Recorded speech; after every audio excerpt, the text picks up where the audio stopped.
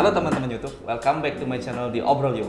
Hari ini kita mau berbincang-bincang dengan teman gua, yaitu teman sekolah gua, dan bagaimana dan apa yang sedang dia kerjakan hari-hari ini. Kita langsung ngobrol aja ya. Topo, Ya, hari ini kita ngobrol-ngobrol bagaimana dan apa yang sedang lu kerjain hari-hari ini. kalau sekarang dari udah running 2 tahun lebih ya, emang lagi sibuk di video, di bidang foto video lah sebenarnya. Videografi ya. Termasuk hari ini gue nyeting juga kan. Jadi Oke, kita mungkin juga episode ini bakal gue yang edit juga. Boleh.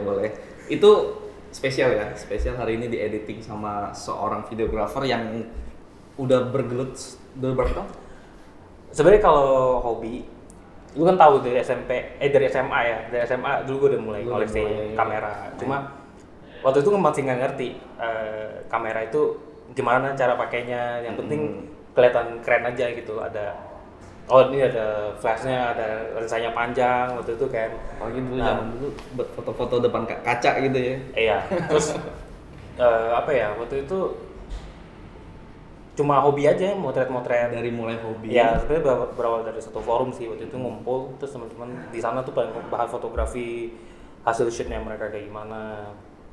Terus baru di situ mulai tertarik tuh masuk ke video ke bidang ini gitu. Dunia videografi dan fotografi. Iya. Nah, terus kalau sekarang ini lebih masih ngejob nggak? Atau biasa kan job-job itu tuh beraneka ragam ya, bisa Sweet Seventeen, bisa wedding dan lain-lain. Nah, yang sekarang sebelum pandemi nih, itu sering banyak job.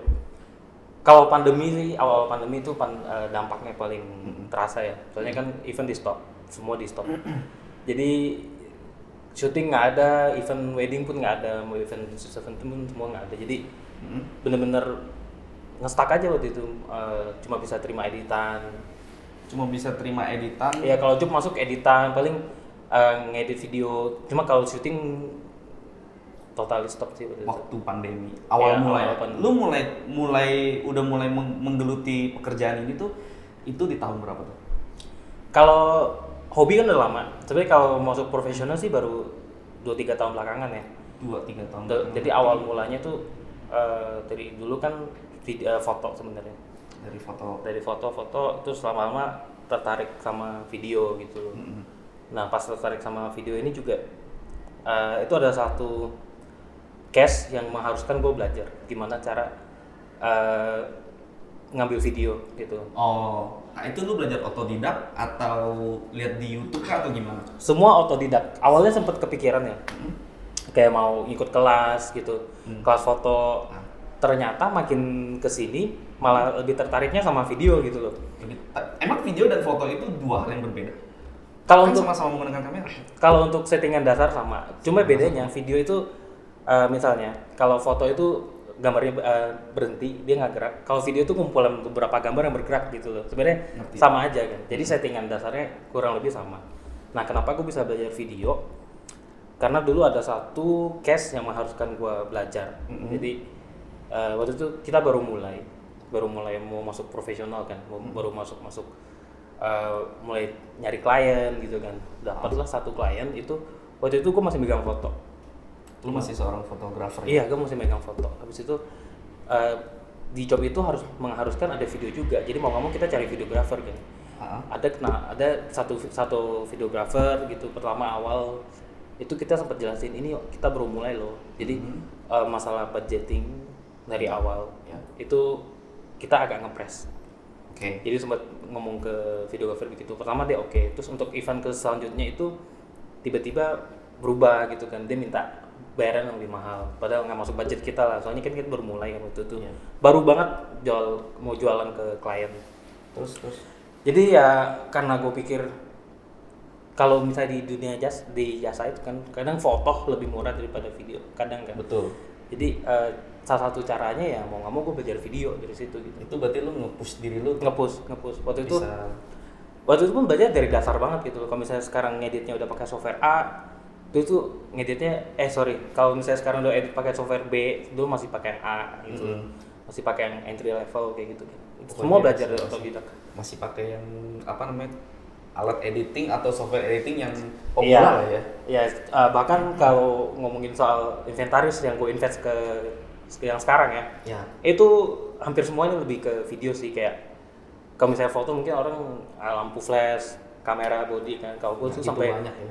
Kalau gue tuh sampai beli apa ya, invest ke monitornya buat film monitor. Monitor itu maksudnya monitor komputer.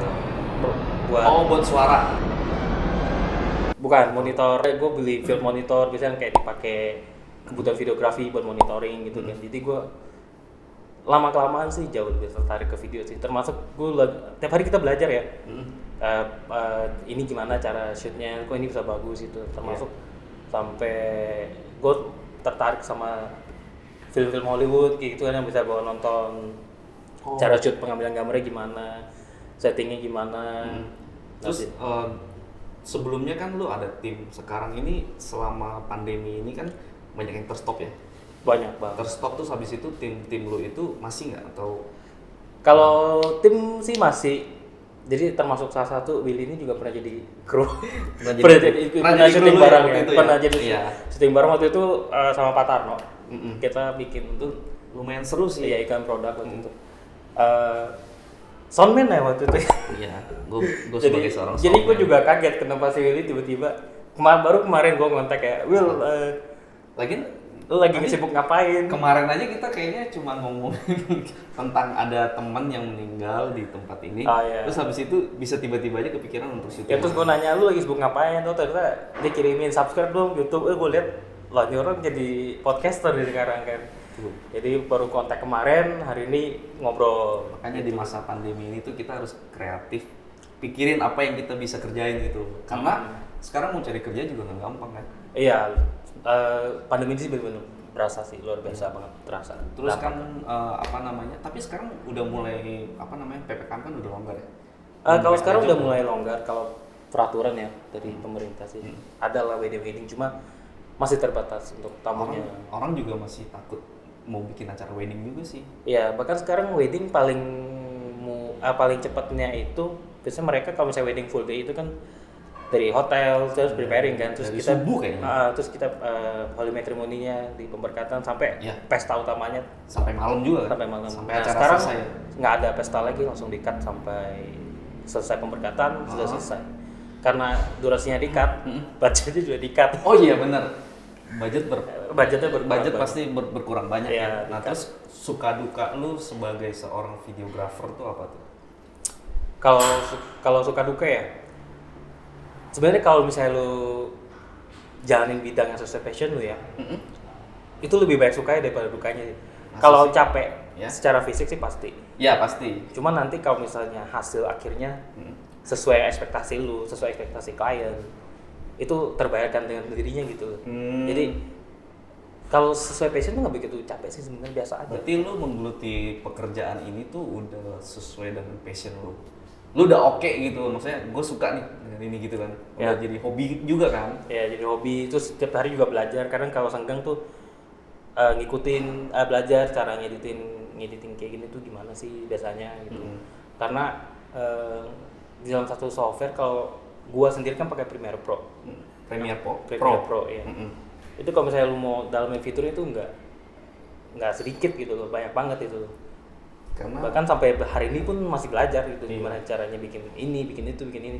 Kalau nggak ada kasus kita nggak bakal belajar gitu. Oh, kasus-kasus unik pernah nggak ketemu? Kayak waktu lagi foto video lagi buat satu video lah gitu. Kalau karakter klien sih unik, berbagai macam yang lucu dulu deh, coba yang lucu dulu yang lu pernah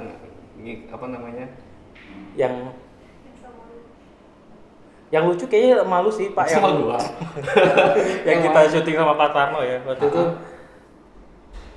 Boleh nih gua iya nggak apa-apa, ceritain aja ya. Jadi ini sebenarnya lebih masalah ke kliennya ya, bukan ke talentnya. Kalau talent Pak Tarno tuh dia bisa ngikutin. Ya bisa karena ngikutin. Kan gue di situ kan gue di TKP juga.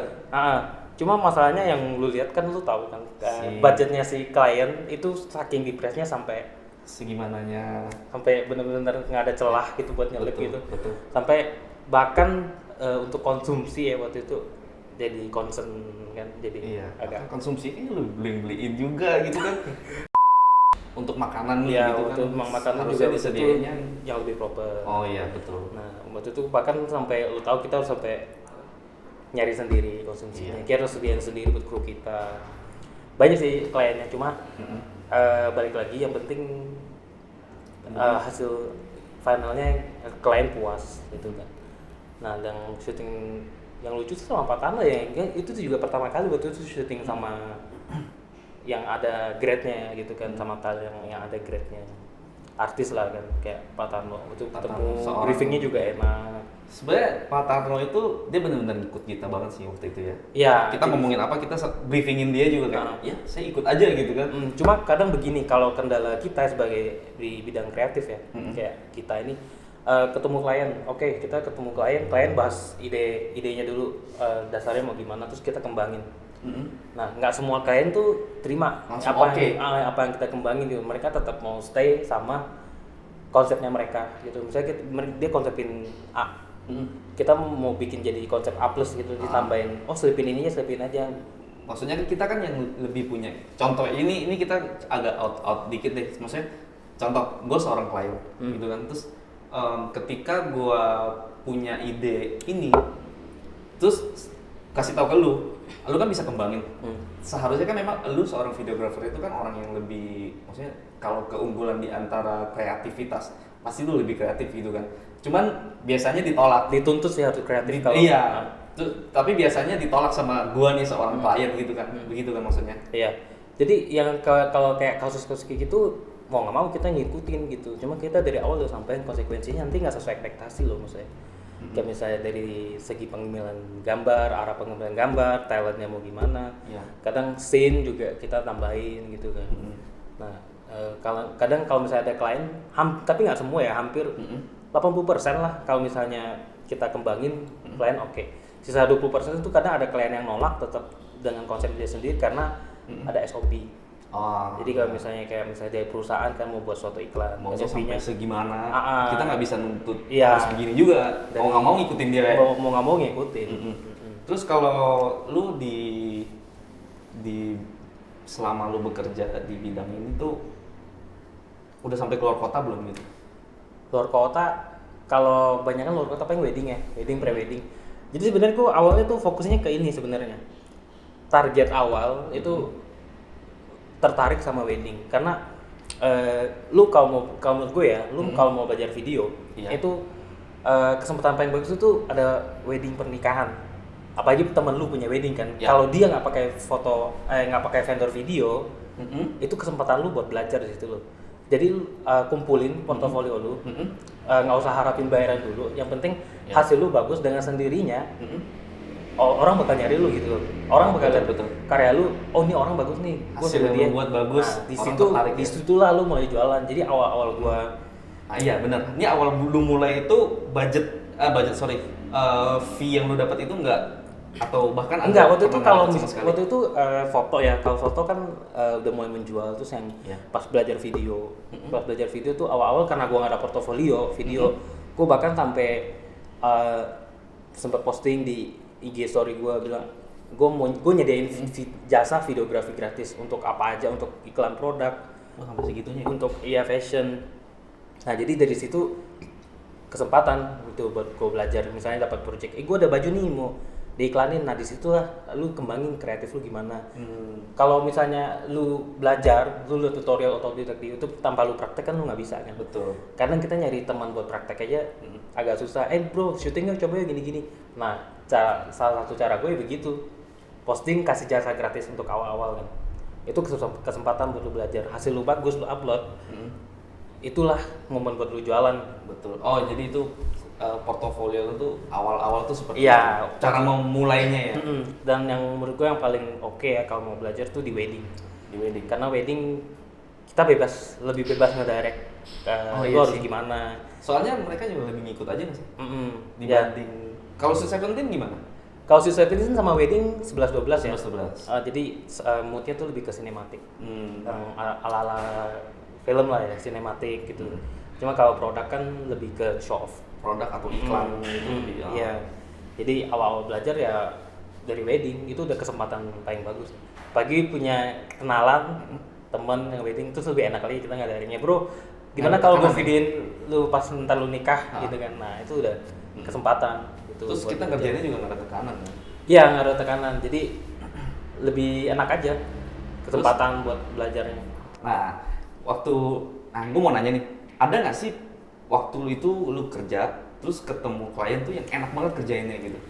Ya kalau klien yang enak tuh ada ya.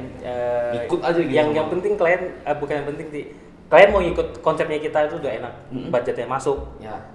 Dia ikut konsep kita kayak misalnya biasanya kadang gue nyari referensi. Referensi kan kadang gue nonton misalnya buat fashion lah. Ya. Kadang nonton referensi di YouTube buat Fashion Week itu mereka shootnya kayak gimana, iklan-iklan Ya. produk kayak gimana. Terus kita punya klien dengan produk yang sama, kita punya konsep, kliennya punya budget gitu kan. Ya udah langsung ajar gitu enak loh. Kalau kita kak gimana kalau kita konsepin begini. Oh yaudah mas kita ikut aja nggak apa-apa. Kita syuting dengan konsep kita, dengan produknya dia, terus kliennya juga punya budget. Hasil final cut-nya klien Seneng? sesuai ekspektasi, seneng, itu udah paling enak. Itu udah kerjain dengan senang hati. Iya, jadi flow-nya tuh gampang gitu. Gampang. Nah, terus ini masalah budgeting nih. Ada nggak lu kendala waktu bekerja nih? Masalah budgeting, terus udah masalah budgeting, terus si kliennya kurang ajar gitu atau maksudnya nggak bikin lu nyaman lah gitu? Iya, jadi itu kemarin sempat kayak dapat panggilan job itu tiba-tiba. Emang kamu coba panggilan? Bisa, ntar gua kasih nomor telepon gua. Lanjut, gimana? Kemarin ada job lah ya? Baru kemarin banget itu tuh. Oh kemarin banget? Jadi ini sebenarnya klien lama. Jadi klien ini tuh dia ada beberapa divisi. Ya. Gue sendiri sempat project short movie sama divisi yang lain. Nah itu lancar tuh yang tadi gue ceritain. Konsep dasarnya ada, klien budgetnya ada, mau ikutin kemauan kita, konsepnya gimana, tuh klien suka sama final cut-nya. Nah itu kemarin gue sempat project sama salah satu bank, dia vendornya bank deh kayaknya. Cuma Oke. ada cantumin nama bank juga. Bank swasta? Bukan, Bank M. Bang M. Oke bang. Bang Iya, M iya, tahu iya. lah. Ya waktu itu Oke, sempat ngerti. project sama Bang M itu short movie, itu Ya. bagus. Ternyata gue ceritain yang short movie dulu ya. Boleh. Di short movie ini intinya dia buat lomba antar anak perusahaan gitu. Jadi sempat gue yang direct, gue konsepin dari awal skrip sampai final cut-nya gue sendiri yang edit. Jadi waktu itu dia suka sama cut-nya dan dia menang di kompetisi gitu. Nah, Lalu ada divisi satu lagi yang kontak ke kita, itu kejadian baru kemarin. Itu tiba-tiba call itu jam 11 jam 11 pagi. jam 11 siang. Siang. 11 udah siang. Iya, 11 ya. Jadi jam 11 siang nelpon, Terus minta syuting jam 1 di mall. itu dadakan. Dadakan, itu lokasi syutingnya di mall di Jakarta Pusat ya. Jadi begini. Oke. Jadi untuk budget gimana ditanya. Gue bilang kalau untuk budget saya ikutin aja. Soalnya konsep yang dia sampaikan tuh simpel, cuma modal kayak interview aja, kayak testimoni interview gitu kan misalnya. Gue bilang kalau cuma itu dan durasinya nggak panjang gitu, ya udah kita coba ikutin ke budgetnya bapak juga deh. Bapak dulu berapa budgetnya. Terus dia sebutin budgetnya sekian. Ya udah, udah boleh pak, nanti saya kumpulin tim, saya siapin alat-alatnya dulu, nanti kita langsung ketemu di lokasi syutingnya. Nah, itu gimana siapin tim cuma 2 jam jangka waktu. Iya makanya waktu itu juga habis setelah dia oke juga kita langsung prepare alat-alat kan, sama teman-teman juga kita ngumpulin yang bisa waktu hari itu. Jam 1 rencana syuting, jadi kita udah di lokasi syuting itu jam 1. Jadi semua udah diurus waktu itu, izin syutingnya udah ada, talentnya udah ada, Ya. tinggal briefing sama skrip. Nah waktu itu diajukan dengan budget segitu tuh untuk satu lokasi syuting, untuk satu output video ya. Ya. Jadi gue mau bikin satu video, budget gue segini, ya udah oke, waktu itu langsung tacu kan, langsung syuting. Tacu tuh bahasa apa tuh? Biasa. langsung hajar lah ya. Iya, langsung Oke, hajar. gitu kan. Terus langsung syuting gitu. Terus di pertengahan syuting, dia sempat bilang gini, Pak, kalau misalnya besok saya mau syuting kayak gini lagi dengan budget yang sama, bisa gak? Oh ya udah Pak, bisa. Kita ituin kan, yang penting nanti kita kosongin dulu jadwal buat besok, terus jamnya diinfoin, jangan terlalu mepet, biar kita bisa prepare dulu. Ya. Jadi awal dia ngomong kayak gitu, oke saya confirm dulu ya ke Tim. timnya dia. Dengan budget segitu bisa gak dibikin video satu lagi. Gue sendiri pikir dia mau bikin satu lagi dengan budget yang sama, karena konsepnya sama aku okein kan. Ternyata maksudnya itu dengan budget yang udah ada, dengan penawaran gue kirim, dia mau minta shoot 2 kali dengan konsep yang sama. Itu miskom tuh. Miskom. Ya, jadi miskom yang pertama yang gue udah okein, ternyata dibilang bisa nggak dengan segini lu shoot 2 kali dengan lokasi yang berbeda. Jadi lokasinya satu ada di salah satu mall di Jakarta Pusat, ya. Satunya ada di Kemang. Jadi dengan budget satu dibagi 2 hari kerja. Dibagi 2. Oh kalau gitu, sorry Pak, kita belum bisa Nggak gitu. bisa. Karena pun budget yang hari ini pun Ya. sebenarnya udah ngepres gitu loh, udah ngepres banget, dan lu dengan licik gitu suruh gua orang syuting di satu tempat lagi dengan skrip yang sama tapi narasumber beda, konsepnya beda gitu. Tapi dia nyampeinnya tuh nggak kayak yang to the point tuh, cuma dia presentinnya jauh banget. Kayak Coba contohnya.